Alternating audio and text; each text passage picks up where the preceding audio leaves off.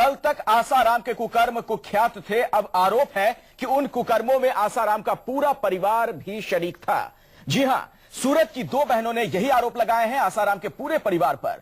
पहले एफआईआर दर्ज हुई और अब आसाराम के बेटे नारायण साईं, बेटी भारती और पत्नी लक्ष्मी के खिलाफ लुकआउट नोटिस जारी कर दिया गया है ताकि आसाराम का पापी परिवार देश छोड़कर भाग ना सके।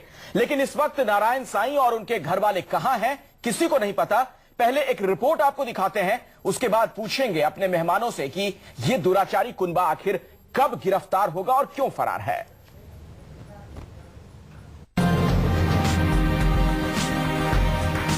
नारायण साईं, आसाराम का बेटा,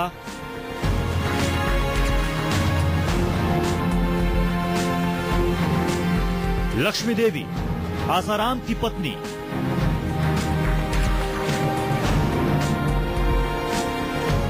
भारती, आसाराम की बेटी।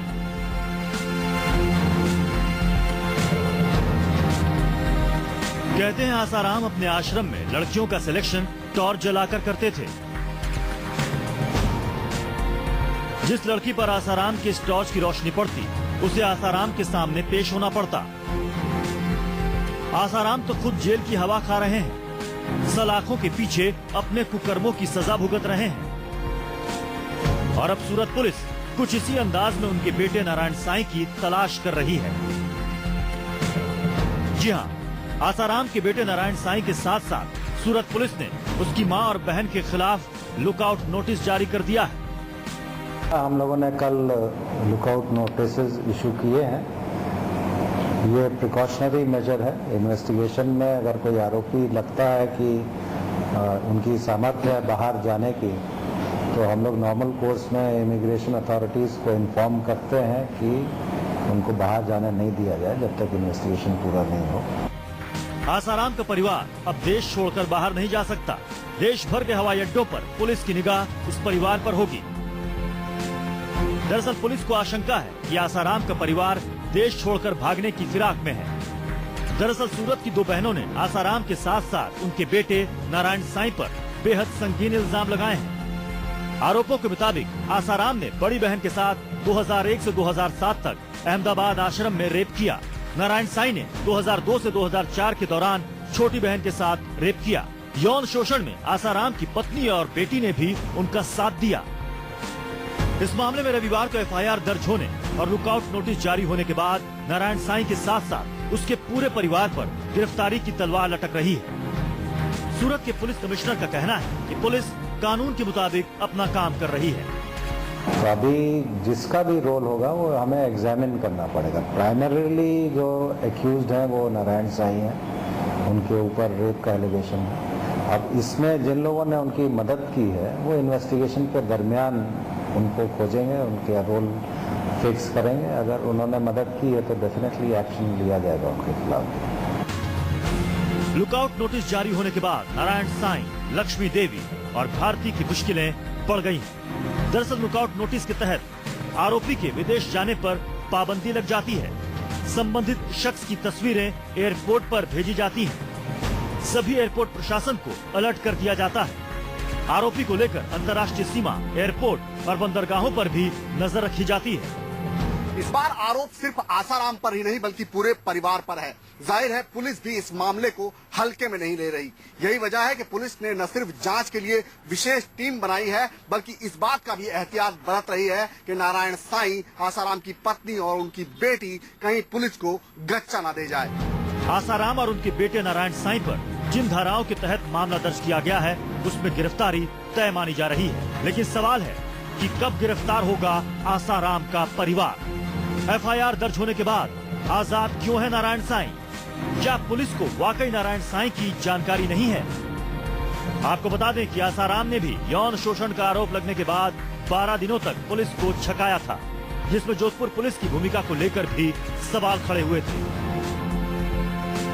अब देखना है कि नारायण साईं, उसकी मां और बहन पर लगे इस ताजा और संगीन आरोप के बाद ये पुलिस की गिरफ्त में कब आते हैं।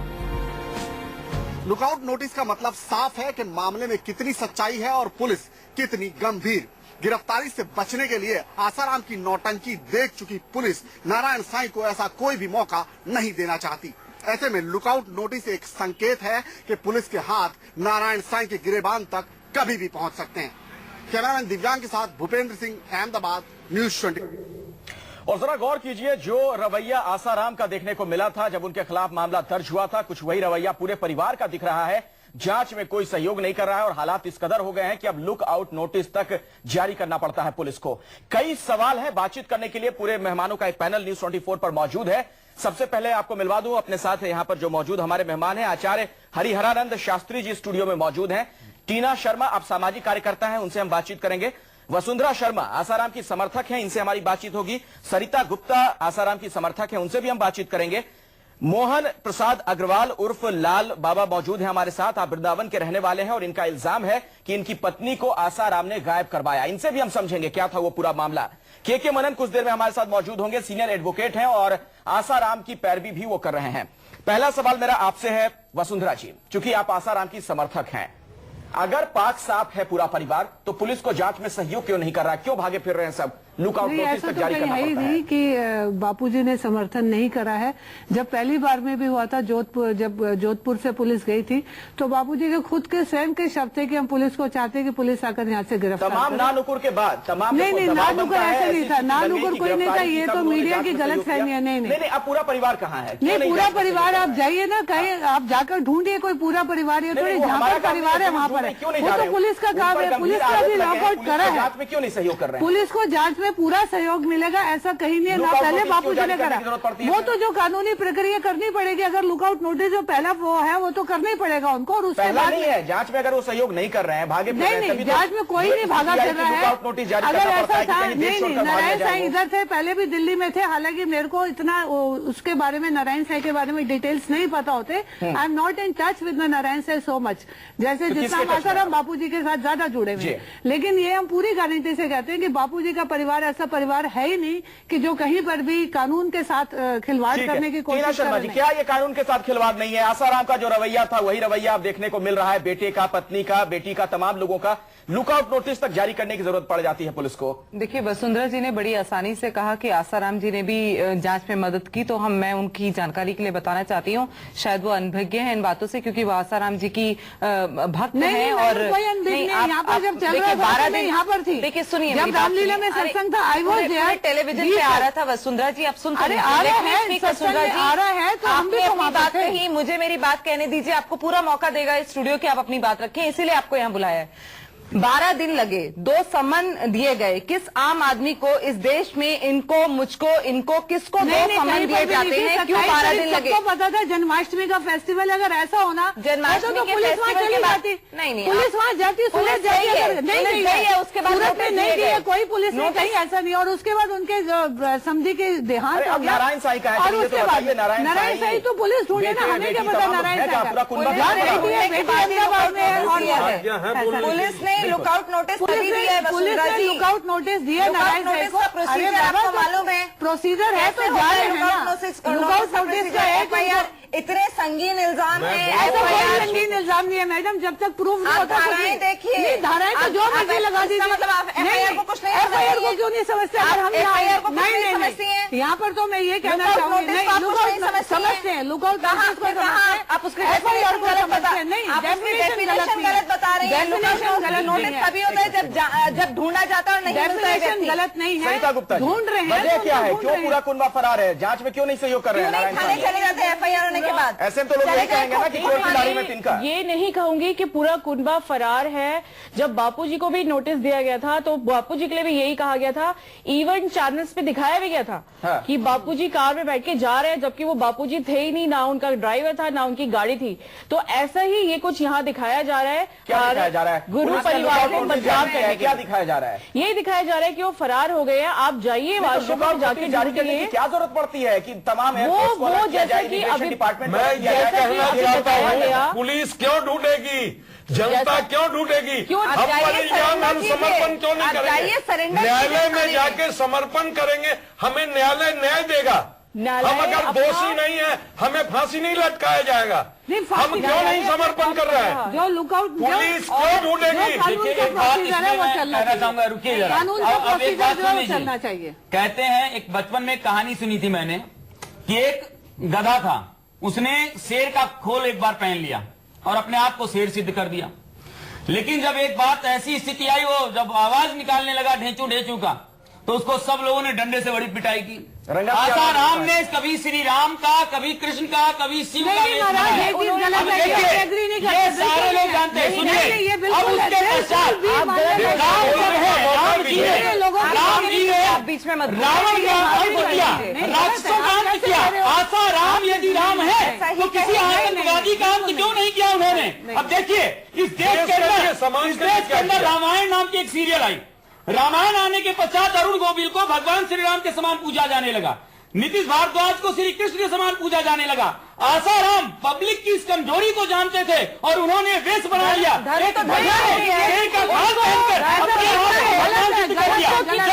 आसाराम रावण है, उनका राक्षस है। ऐसे लोग पूरा का पूरा देश को ये खा रहे हैं। ये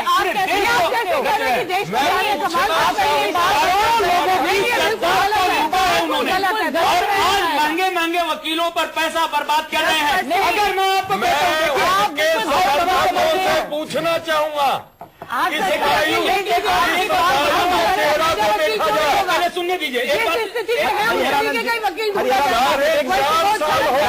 मिनट, अपने दर्शकों को जरा बता दें कि लाल बाबा हमारे साथ यहाँ स्टूडियो में मौजूद हैं और इनका बहुत ही संगीन आरोप है। इनका यह कहना है, जो तस्वीर ये दिखा रहे हैं, पत्नी की तस्वीर है और आसाराम ने पत्नी को गायब करवाया। बोलिए। मेरा पूरा परिवार पीड़ित है, हमारे बच्चे बिलख बिलख के आज भी रो रहे हैं, हमारा पूरा परिवार डिस्टर्ब है। हम हार के थक के प्रभु चरणों में वृंदावन में बसे हुए हैं कि किसी प्रकार ठाकुर जी हमारी सुने, इस मायूस चेहरे को देखा जाए। मैं मथुरा में जब कार्यक्रम था, मैं गया कि बापू आपको भगवान के जैसे मैं मानता हूं जी, भगवान के जैसे मानता हूं, आप मेरे लिए कुछ करें। दो शब्द बोले आम जनता में, अगर बाहर भटक रही है, अगर आपके आश्रम में गुम हो गई, हत्या हो गई, वैसे बता दीजिए, हमें संतोष होगा। लेकिन उनके गुर्गों ने धक्के मार करके भगा दिया, मिलने नहीं दिया। कई जगह जाके फरियाद किया, लेकिन बापू से मुझे मिलने नहीं दिया गया। आप कैसे कर सकते हैं इस बात को?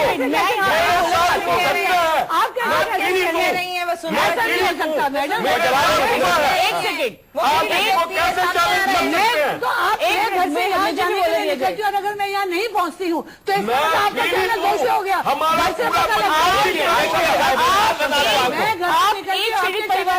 एक बात बता, दिखाते हैं, एक सेकेंड। रावण ने कहा, रावण के 10 सर थे, रावण ने एक बात कही है, किसी रावण के 10 सर और 20 आंखें, रावण की नजर एक सीता पर। आप और ये आसाराम, इनके 1 सर और सिर्फ 2 आंखें, नजर हर सीता पर। आप ही फैसला कीजिए।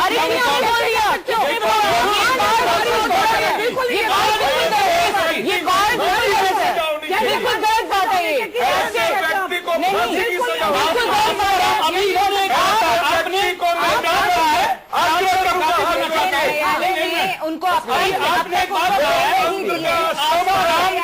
उनको बेल नहीं दी, सोचकर ही बेल नहीं दी। राम और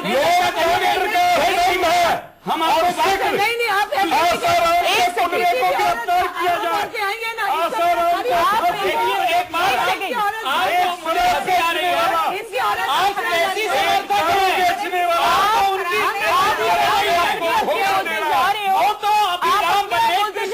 लाल आपसे बाद में बात करेंगे।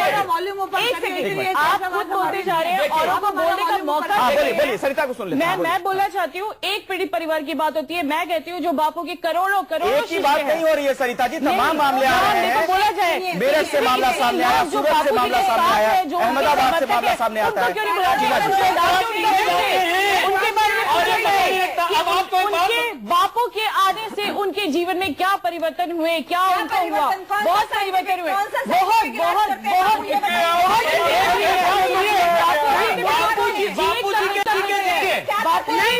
जीवित कर देते हैं। जीवित को कर देते हैं, मेरी पत्नी का कितनी महिलाएं बातचीत ऐसे नहीं होगी। एक मिनट सरिता का पक्ष जान लेते हैं पहले। आसाराम की समर्थक है, बोलिए। कि बापूजी से इतने लोग जुड़े हैं, इतनी महिलाएं, इतनी बहनें जुड़ी है। अगर बापूजी ऐसा करते तो क्या आज इतनी बहनें, इतनी महिलाएं जुड़ी होती? मैं कहती हूँ आप उनके जो समर्थक है, उनके जो समर्थक है, आप उनके अनुभव पूछिए।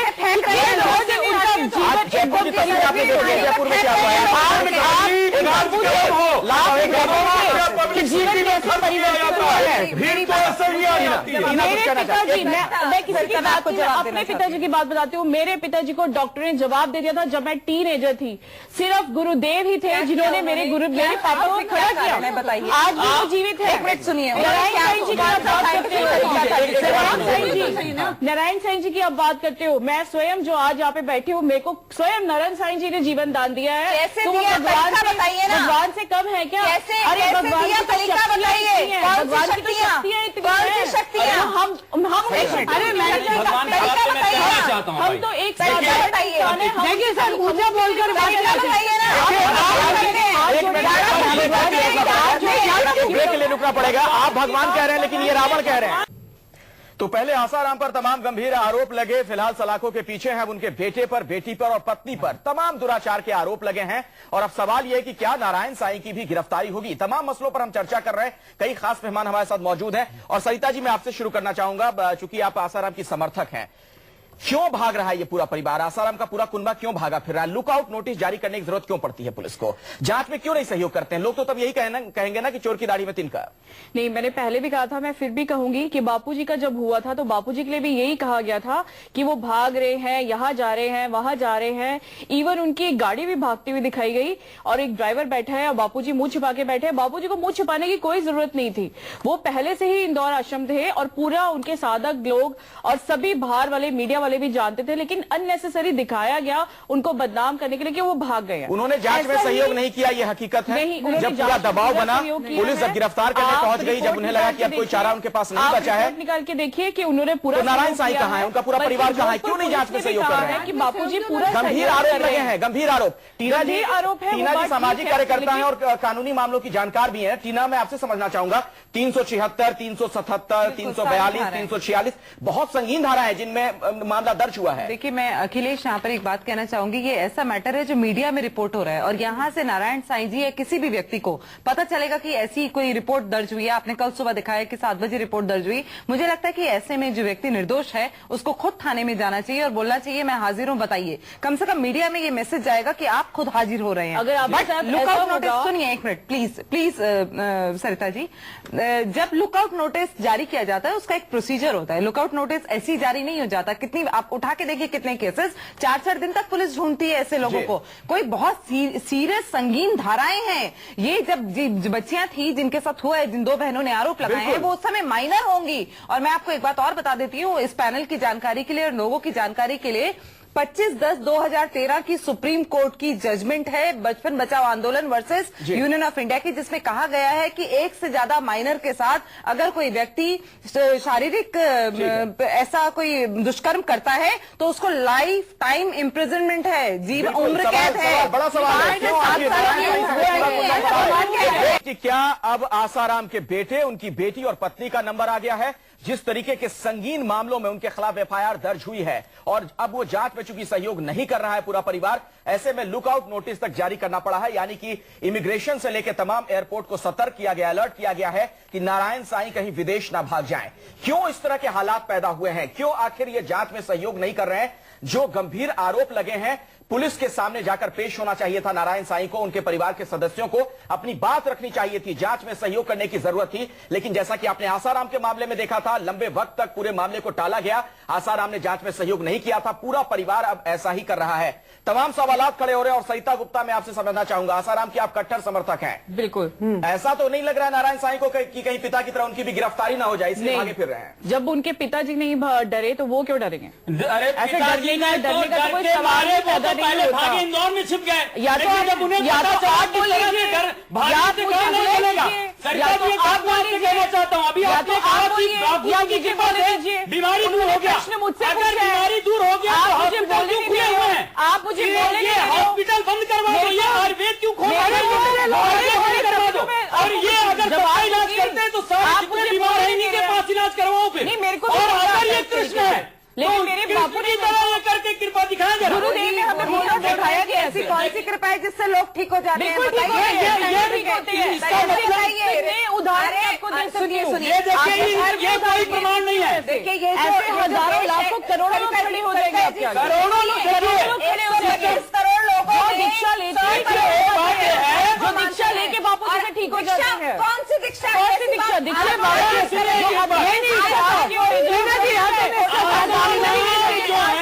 बिल्कुल नहीं, बिल्कुल नहीं, कोई धंधा नहीं बनाया। बहुत गलत बात है। नहीं, कोई 10% शर्मा को सुन लेते हैं पहले। हाँ वसुंधरा बोलिए। ऐसा कोई नहीं है कि 10% इनकम गलती है, बिल्कुल मिथ है। ऐसा कुछ लोग हम आपसे चर्चा कर रहे हैं। निर्मल बाबा का कहीं आप मुझे दिखाइए कौन सा बिल्कुल नहीं है, ये सरासर गलत है। जांच में सहयोग आसाराम का जांच में सहयोग तो दे रहे हैं। भागे आप कैसे कह रहे हैं? जब ये बात कहा गया तो इन्होंने ये बात कहा आप यदि आरोपित नहीं है कानून का कौन सा साथ सबसे बड़ा सवाल तो ये खड़ा हो गया है कि ऐसा कौन सा आरोप बचा है जो आसाराम के खिलाफ नहीं लगा है, उनके परिवार के खिलाफ नहीं लगा है? जमीन पर कब्जा करने से लेकर तमाम अप्राकृतिक यौनाचार से लेकर बलात्कार तक का केस दर्ज और हमारे साथ स्टूडियो में इस वक्त लाल बाबा मौजूद हैं। वो शख्स हैं, वृंदावन के रहने वाले हैं, जिनका आरोप है, जिनका इल्जाम है कि लंबे वक्त तक आसाराम के साथ ये रहे, लेकिन इनकी पत्नी को ही आसाराम ने गायब करवा दिया। क्या मामला था जरा वो बताइए और तस्वीर भी दिखाई दर्शकों जी। को। मैं ये दिखा रहा हूं, मैं दुखी व्यक्ति हूं। मेरा पूरा परिवार मेरा पूरा परिवार डिस्टर्ब हो गया। हमारे बच्चे आज भी बिलक रहे हैं। मैं सिर्फ स्नान ध्यान के चक्कर में उन्होंने कहा महिला को महिला आश्रम में छोड़िए, और 15 मिनट के बाद ही गया तो उनका व्यवहार पूरा बदल गया। आप स्वयं आ जाएगी, आप जो है इंतजार कीजिए, भीतर नहीं जा सकते हैं। जाते वक्त व्यवहार अच्छा था। आज मैं पूरा परिवार से इस प्रकार से दुखी हूं और पीड़ित हूं, और मैंने कई जगह पत्नी को महिला आश्रम और पुलिस आश्रम बहुत दूर है, आधा किलोमीटर का बीच में फर्क आता है कि आसाराम हमारे लिए कुछ करें, हमारी पत्नी के लिए कुछ करें। अपने प्रवचन में 2 मिनट ही बोले। कहीं मैं मिलने भी गया तो धक्के मार के भगा दिया गया, और आज तक जो है मेरी पत्नी की जानकारी नहीं मिली, कहां गई क्या गई। लोग आसाराम पे आरोप है आपका जी? आसाराम ने गायब करवाया ऐसा कह रहे हैं, आपका आरोप ये है? आसाराम मालिक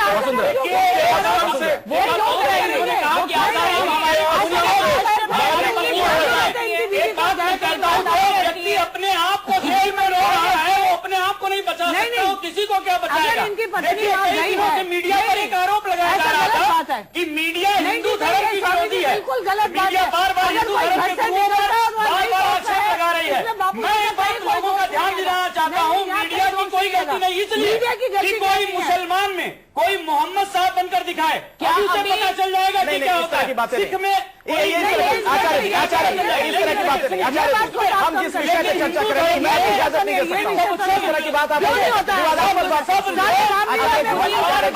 आचार्य जी, मैं चर्चा आगे नहीं बढ़ाऊंगा इस तरह की बात अगर आप कहेंगे। भगवान धर्म पे टिप्पणी ना करें जिस विषय पे हम चर्चा कर रहे हैं। धर्म पे नहीं टिप्पणी, ये कहा जा रहा है देखिए कि आप जो है किसी भी धर्म में कोई भी भगवान नहीं बनता, इसलिए विवाद नहीं है।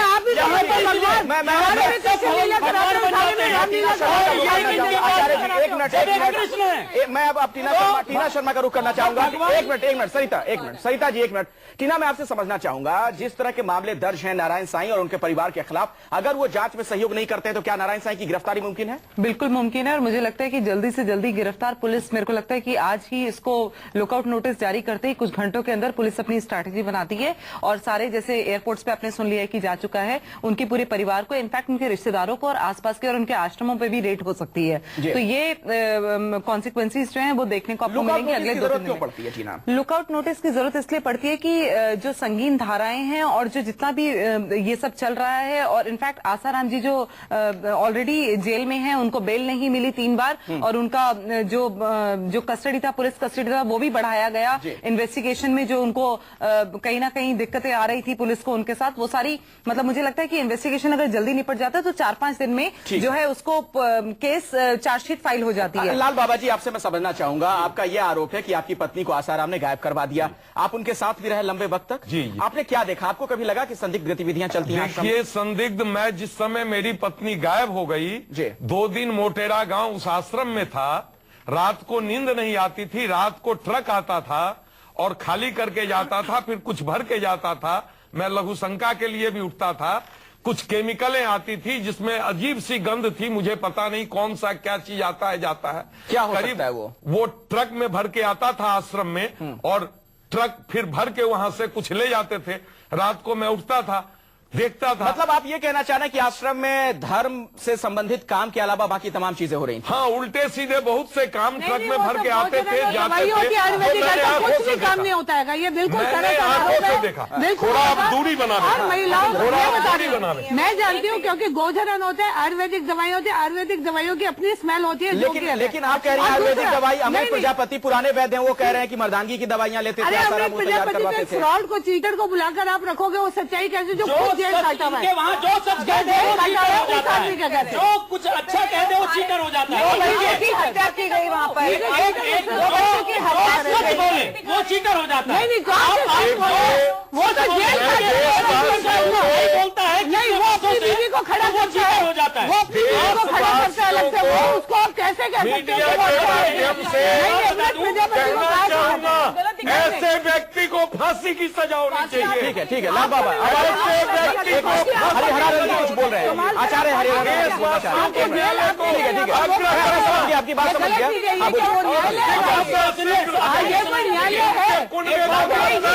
एक मिनट शांत। भगवान कहने के पीछे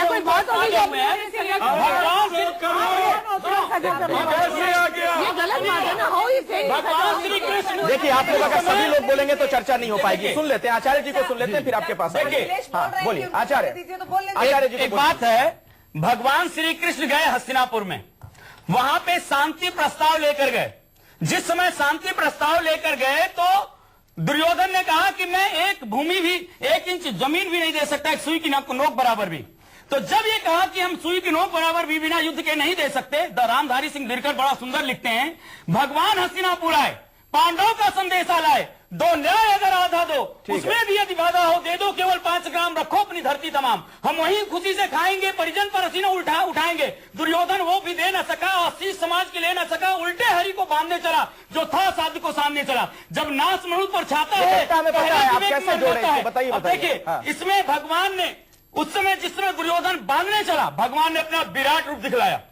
और आज आसाराम के समर्थक बार बार भगवान कह रहे हैं, जब भगवान श्री कृष्ण को समझ नहीं पाया, आज आसाराम जेल में चले गए, कैसे चले गए? भगवान क्यों नहीं है? भगवान ने भगवत्ता प्रकट की, कैसे भगवान नहीं है? भगवान को भगवान मीडिया की बदौलत है, मीडिया का सुप्रीम कोर्ट है। एक मिनट देखिए, आपको कहना चाहता हूँ,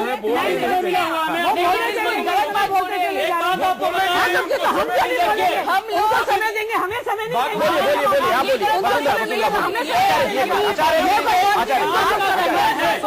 आचार्य जी, आप धर्म की तरफ ना जाएं। आचार्य जी, आपसे गुजारिश है, हम जिस मसले पे चर्चा करें उसी पे रहें। हम यहाँ पर किसी धर्म के प्रचार के लिए नहीं लग रहे। एक मिनट बोलिए। हाँ वसुंधरा जी, आचार्य जी मैं बहस रोक दूंगा ऐसे में, अगर आप नहीं सुनेंगे मेरी बात तो सुन लीजिए। एक मिनट वसुंधरा जी, हाँ बोलिए। क्या है कि हम यहाँ पर आए हैं मीडिया में डिस्कस करने के लिए, लेकिन आज की तारीख में मीडिया ऐसे हो गया जैसे मीडिया सुप्रीम कोर्ट है, यही सारा न्याय करेगी, यही फैसला करेगी। नहीं तो क्या आसाराम को भगवान बना देंगे? कोर्ट में चल रहा है, अब आसाराम को इंसान को भगवान बना रही है। हम सच ना दिखाएं, हम आपका पक्ष भी तो नहीं। वसुंधरा जी, आप क्या हम आपका पक्ष नहीं सुन रहे हैं? क्या हमने आपको मौका नहीं दिया, स्टूडियो में नहीं बुलाया? क्या सरिता गुप्ता आसाराम का समर्थक नहीं है? जब आप तमाम लोग यहाँ पर हैं तो इस तरह की टिप्पणी कैसे कर सकते हैं? 10-20 वर्ड बोलते हैं। आप तमाम लोग जब एक साथ बोलना शुरू कर देंगी तो कैसे बात पहुंचेगी? बोलिए, आप अपनी बात रखिए, मैं आपको मौका दे रहा हूँ। जो प्रोसीजर में चल रहा है, आप आसाराम पर बोलिए। बाबू के ऊपर जो एलिगेशन लगे, जो प्रोसीजर गौरव गवर्नमेंट अपना न्याय कर रही है ना, so we should see to it कि जो कोर्ट जो किया है ना, इसके लिए ये कौन होते हैं, ये कौन होते हैं, फांसी दे दो, ये कौन होते हैं, नोटिस में बताइए।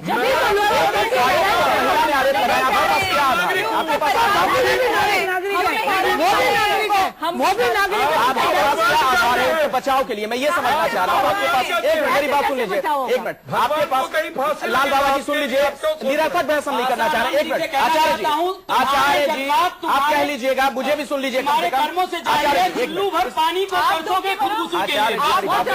मैं ये कहना चाह रहा हूँ कि आपके पास क्या आधार है कि आप ये कह रहे हैं कि जो तमाम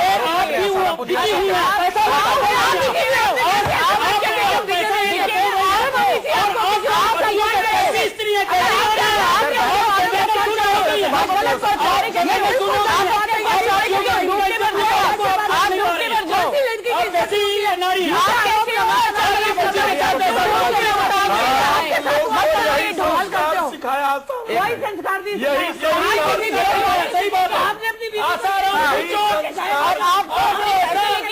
दी गुरु किसी को कर रहे हैं, ये बिल्कुल गलत बात है। ठीक है, मुझे लगता है आप लोगों से अलग हट के मुझे टीना जी से बात करनी पड़ेगी। टीना जी, ये दोनों अपना अपना पक्ष रख रहे हैं, बात बहुत आगे बढ़ गई है। मैं आपसे समझना चाहूंगा, जो तमाम मामले दर्ज हुए हैं अब इस परिवार के खिलाफ, मामला सिर्फ आसाराम तक नहीं रुका है। अब नारायण साईं आरोपों की जद में है, उनकी पत्नी है, आसाराम की पत्नी है, बेटी है, तमाम लोगों पर आरोप लग गया है। ऐसे में क्या अगर ये खुद को संत कहते हैं, इतने लोगों को अपना फॉलोअर बताते हैं, इनकी क्या जवाबदेही जिम्मेदारी लोगों के प्रति नहीं है कि जाए जांच में सहयोग करें? एक मैसेज अच्छा जाए, अगर मुझे समय दिया जाएगा तो मैं 2-3 बातों पे रोशनी डालना चाहूंगी। मुझे लगता है कि ये लोग भी उससे अग्री करें। देखिए, कोई भी संत, जब आप 20 तारीख को एफआईआर यहाँ से 0 एफआईआर हुई, 21 तारीख को जोधपुर कोर्ट में हुई, 21 तारीख को ही बाबा जी ने बोला कि मैं जोधपुर में नहीं, अब आप नहीं बोलने देंगी, अब आप नहीं बोलने देंगी, ये सबसे बड़ा प्रॉब्लम है। आपको एफआईआर का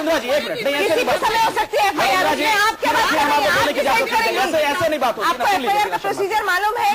3:15 बजे नहीं होती, 3:15 बजे नहीं होती एफआईआर, 3:15 बजे नहीं होती एफआईआर। वसुंधरा जी, आपने अपनी बात रख दी है, बोलने दीजिए। अब तब हरिहरानंद जी बोलने लगेंगे तो फिर आप कहेंगे कि इनकी आवाज ऊंची है। हरिहरानंद जी बोलने लगेंगे तो आप कहेंगे इनकी आवाज ऊंची है। मुझे कानूनी बात बोलने, कानूनी बात बोल रहे हैं। 21 तारीख को पूरे मीडिया ने दिखाया कि उन्होंने बोला मैं जोधपुर आश्रम में नहीं, मैं जोधपुर में था ही नहीं। 23 तारीख को बोले कि मैं जोधपुर में था पर मैं आश्रम में नहीं था। 25 तारीख को बोले कि मैं जोधपुर में था, आश्रम में नहीं था, उस कुटिया में था। तो पहली बात हमें ये समझना है, प्लीज, अब आप नहीं सुन रहे, अब आप नहीं सुन रही, अब आप फिर नहीं सुनेंगी, अब आप फिर नहीं सुनेंगी, ये लोग सच नहीं सुनेंगे, ये आप नहीं सुनेंगे, सच नहीं सुनेंगे। आप सोच क्या रहे हैं, आप सोच क्या रहे हैं, व्यक्ति को सच मैं रोज कह रही हूँ, चर्चा कर रही हूँ, उचित नहीं है। मैं रोज आप क्लिपिंग उठाइए, निकालिए, बोलिए, कहाँ से हो गया, और झूठ में झूठ, झूठ में झूठ बोले जा रहा है। और ये लोग कह रहे हैं अब कुनबा डर के मारे भाग रहे हैं, उसके बाद छिपा हुआ है, क्योंकि चोरी छिपा है, जिसके अंदर सच्चाई होती है वो सामने आकर सामना करता है। सभी लोग ऐसे ही बोलते रहे, बहस नहीं हो पाएगी, लेकिन ये बहस नहीं हो पाएगी। आप सभी लोग अपनी अपनी बात रखते रहे, किसी की बात नहीं सुनी जाएगी। ऐसे में देखिए आचार्य जी आप आचार्य हैं, थोड़ा सा शांत चित्त रहें। देखिए आप तो शास्त्री हैं, आप थोड़ा सा शांत चित्त रहें, शांत चित्त रहें, सुन लेते हैं। और नहीं, दर्द है, आप अपना दर्द बयां कर चुके हैं, जरा टीना को सुन लेते हैं। टीना जी कुछ कहना चाह रही हैं। अब जो उनके माइनर होम्स हैं, एक प्रोविजन है चाइल्ड ट्रैफिकिंग का, जितने माइनर होम्स हैं, अगर वो स्कूल्स नहीं है, इंस्टीट्यूशंस नहीं है, तो वो जुवेनाइल जस्टिस बोर्ड के साथ या CWC जो सेंटर का एक प्रोविजन होता है उसके साथ उसका रजिस्ट्रेशन होना चाहिए। इनके किसी माइनर होम का उसके साथ रजिस्ट्रेशन नहीं है, सबसे बड़ा क्राइम है। के मनन हमारे साथ जुड़ चुके हैं। के मनन वरिष्ठ वकील हैं और आसाराम की पैरवी भी कर रहे हैं इस मामले में। मनन साहब, आपसे पहले थोड़ा मैं ये समझना चाहूंगा, नारायण साईं और उनके परिवार के बाकी लोगों के खिलाफ जो मामले अब दर्ज हो गए हैं, जो धाराएं हैं 376 से लेकर 377, 342, 346, 354, 120 भी, कितनी संगीन धाराएं ये हैं और सजा का क्या प्रावधान है इसमें अगर जांच में सहयोग नहीं करेगा पूरा परिवार? भाई धाराएं तो बहुत संगीन है, लेकिन पहले अभी तो FIR हुई है, let the investigating agency investigate the matter. लेकिन अगर इन्वेस्टिगेशन क्योंकि 11 साल की डिले है इस केस में। जी अभी तो नोटिस नहीं मिला। मैं आपको एक चीज बताना चाहूंगा, यहाँ प्रिजुडिस कैसे हो रहा है मैटर नारायण साईं का या उसकी माताजी का या बहन का। अभी अहमदाबाद में FIR रजिस्टर नहीं हुई है। नोटिस जारी करने का क्या मतलब हुआ? FIR में FIR ये तो हम पूछना चाह रहे हैं, यही तो एक बात है बीच में। जी जी, लुकआउट जो नोटिस निकाला है वो सूरत ने निकाला है। अभी 160 का नोटिस अभी नारायण साईं को नहीं दिया गया है और वो कहीं नहीं भागे हुए। नोटिस दे, इन्वेस्टिगेशन ज्वाइन करेंगे वो। आपकी बात हुई है नारायण साईं से मनन साहब? अब मेरे को नहीं पता अभी हुई है या नहीं हुई है। नहीं मतलब सारा यही ना मेरे से पूछना कोई ऐसी बात। पुलिस के सामने जाएंगे नहीं जाएंगे, क्या कह रहे हैं, मैं ये समझना चाह रहा हूं, क्योंकि आसाराम भी बहुत दिनों तक पुलिस से आंख बिचौली खेलते हैं। 100% जाएंगे। अच्छा, तो पहले आसाराम, अब उनके बेटे, बेटी और पत्नी, तमाम लोगों पर संगीन आरोप लग गए हैं। और बड़ा सवाल यही कि जिस तरह के मामलों में, जिस तरह की धाराओं में यह मामला दर्ज हुआ है, सूरत की 2 लड़कियों ने जिस तरह के आरोप लगाए हैं, कहीं नारायण साईं की भी गिरफ्तारी ना हो जाए। के मनन हमारे साथ बने हुए हैं, वरिष्ठ वकील हैं आप, और आसाराम के मुकदमे की पैरवी भी आप कर रहे हैं। मनन साहब, क्या नारायण साईं की गिरफ्तारी भी हो सकती है? देखिए, गिरफ्तारी तभी होगी जिस समय इन्वेस्टिगेटिंग एजेंसी इस निष्कर्ष पर आती है कि प्रेमा फसाई उन पे ये इंक्वायरी के बाद केस गिरफ्तारी का बनता है। अदरवाइज अगर ये कल को पाया जाता है, आप मुझे ये बताइए 11 साल बाद प्रोसिक्यूट्रिक्स की जाके उसके बाद शादी हो चुकी है, कहां से कपड़े लाएंगे, कितने प्रकार की और इन्वेस्टिगेशन होनी है, और उसके जो बयान को करॉबोरेट करने के लिए एविडेंस तो चाहिए ना। अगर एविडेंस नहीं मिलती है, कोई जरूरी नहीं है कि गिरफ्तारी हो। लेकिन आपकी मुश्किलें भी अब बढ़ गई हैं। पहले तो आसाराम की पैरवी कर रहे थे, अब आपको बेटे की पैरवी करनी पड़ेगी, बेटी की, पत्नी की, तमाम लोग इस फहरिस्त में शामिल हो गए हैं। मैं हजारों केस कर रहा हूं, तो ये कोई बात है कि मेरी क्या मुश्किल बढ़ गई इसमें? मैं तो केस करने, हम तो केस करने के लिए वकील होते हैं। ठीक है। हरिहरानंद शास्त्री जी, एक संत, तथा कथित संत का, स्वयंभू संत का ये परिवार, उसका ये चरित्र सामने आया है। देखिए, एक बात ये है कि पहले अभी हमारी बहनों ने कहा बिल्कुल छोटी कि बीमारी ठीक हो गई। पहली बात, अगर बीमारी ठीक हो गई तो हॉस्पिटल बंद करवा दो, हॉस्पिटल बंद हो जाएंगे, सबको सब ठीक कर दें बापूजी। दूसरी बात, ये जो आप लोग बोल रहे हैं, ये देश की जनता, जो आप 2 करोड़ 4 करोड़ करोड़ों की बात करें, कोई करोड़ों और में शिष्य नहीं है। ठीक है, वक्त ज्यादा नहीं है, वक्त इतना ही है हमारे पास, वक्त इतना ही है। माफी के साथ तमाम मेहमानों को रोकना पड़ेगा। आचार्य जी, बहुत बहुत शुक्रिया इस चर्चा में शिरकत करने के लिए। बड़ा सवाल यही कि क्या आसाराम ने, उनके बेटे ने, उनके परिवार के सदस्यों ने पाखंड का एक किला खड़ा किया था, जो कि अब ढह रहा है, दरक रहा है।